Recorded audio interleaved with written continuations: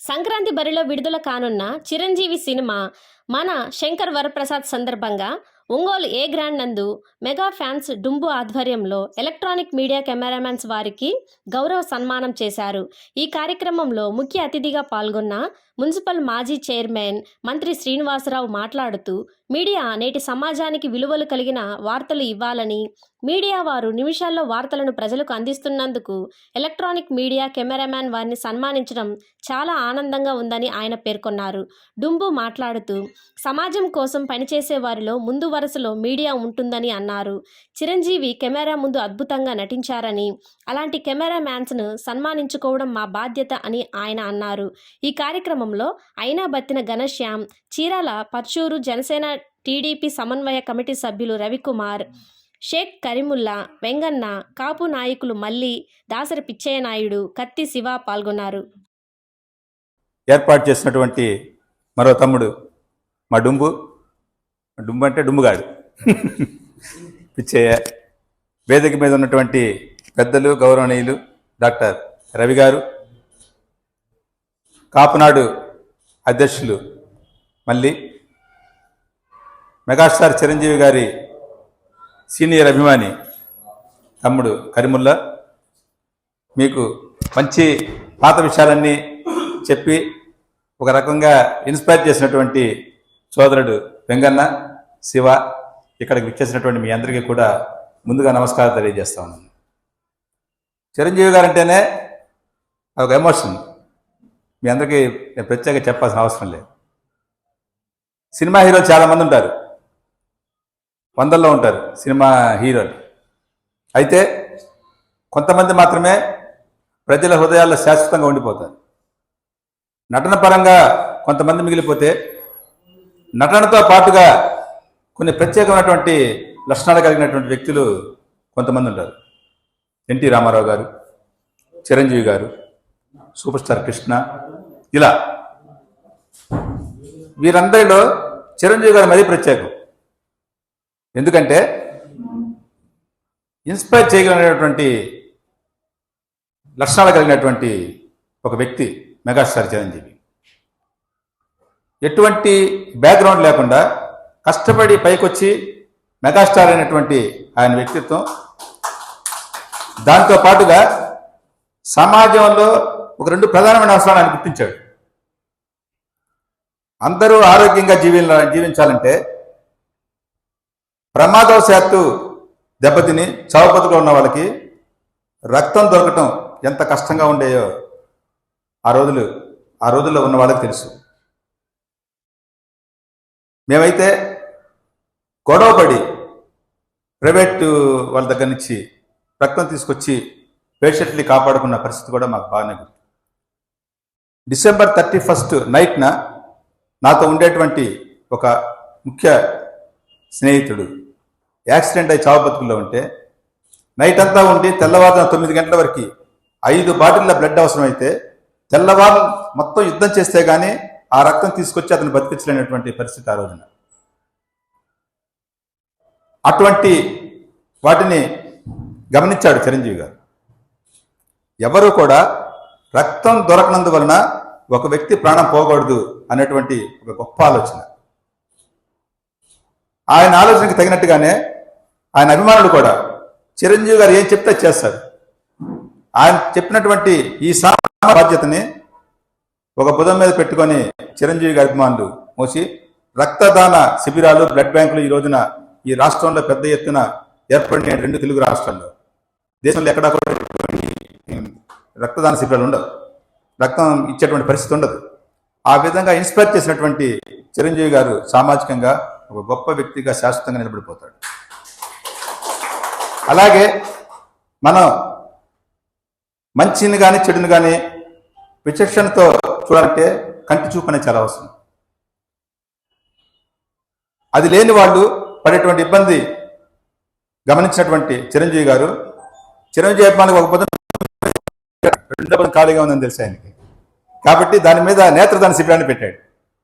మీరు సమాజాన్ని బాధ్యత తీసుకొని కంటి చూపు తీసుకొచ్చి దానికోసం నేత్రదాన శిబిరాలు అవన్నీ ఏర్పాటు చేసి ఒక ఉద్యమం అన్నమాట. ఇదంతా కూడా చిన్న విషయం అయితే కానే కాదు.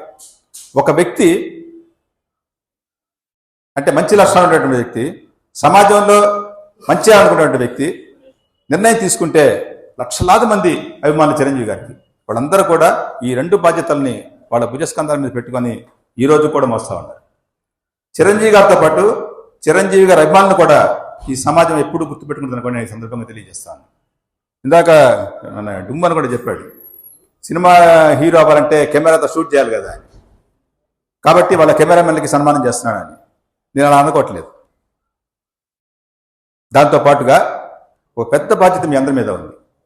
సమాజంలో ఉన్నటువంటి మంచి చెడు, ప్రజలు పడుతున్న ఇబ్బందులు ప్రభుత్వానికి తెలియజేసిన బాధ్యత, ప్రజాప్రతినిధులు తెలియజేసినటువంటి బాధ్యత, ఇటువంటి అన్ని కూడా నిర్వహించే వాళ్ళు ఎలక్ట్రానిక్ మీడియా మిత్రులే.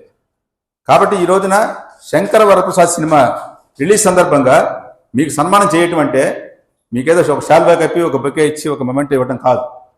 సమాజంలో మీకున్నటువంటి బాధ్యతని, మీరు నిర్వహిస్తున్నటువంటి బాధ్యతని మరింతగా పెంపొందించే విధంగా మీరు పనిచేయమనేటువంటి ఒక స్ఫూర్తిని ఇవ్వడం కోసమే ఈ రోజున ఈ కార్యక్రమాన్ని ఏర్పాటు చేసినట్టుగా నేనైతే భావిస్తా ఉన్నాను. హిట్లు, సూపర్ హిట్లు, బంపర్ హిట్లు ఇవన్నీ కూడా అన్నీ మనం చూసి కొత్తగా చూసేదేమీ లేదు. వాటన్నిటికీ మించి కూడా ఈ సినిమా ఆడాలని చెప్పేసి అని మనస్ఫూర్తిగా కోరుకుంటా ఉన్నా. చిరంజీవి గారు ఎంతకాలం జీవించినా కానీ ప్రజల హృదయాల్లో మాత్రం శాశ్వతంగా ఎప్పుడు జీవించే ఉంటారు.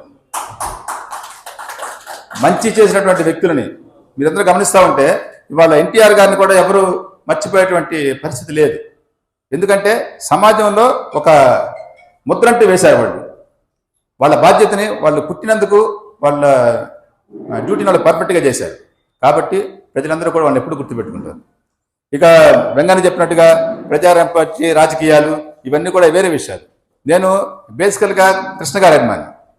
అయితే చిరంజీవి గారు చేసినటువంటి సేవా కార్యక్రమాలు పట్ల ఎప్పుడు కూడా నేను ఆకర్షితుడుగానే ఉంటాను. నాకు ఇందాక గుర్తు చేస్తా ఉన్నారు, చిరంజీవి గారు స్పీడ్గా ఉన్నటువంటి సినిమా అల్లుడా మజాగా ఒకటి, నేను చైర్మన్ అయిన కొత్తల్లో, నేను చైర్మన్ అయినప్పుడు నాకు బాగా గుర్తు, మంత్రా మజాకా అని బ్యానర్లు కట్టారు బాగా, అంటే చిరంజీవి గారి సినిమాని అటాచ్ చేసి.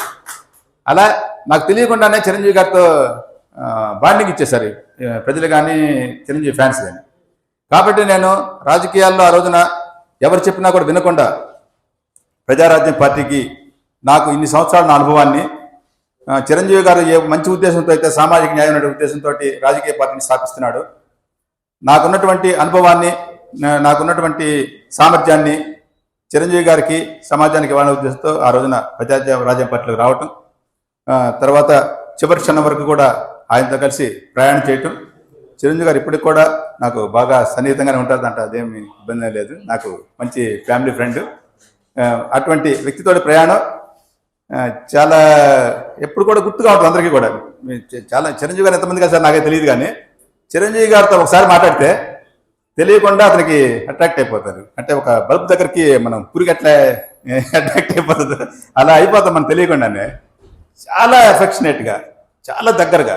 నేను ప్రజారాజ్య పార్టీ అధ్యక్షుడిగా ఉన్నప్పుడు కొన్ని వందల మంది పార్టీ నాయకుల్ని కార్యకర్తల్ని తీసుకెళ్తే అందరితో కూడా భుజం మీద చేసి దగ్గరగా స్నేహంగా మాట్లాడటం.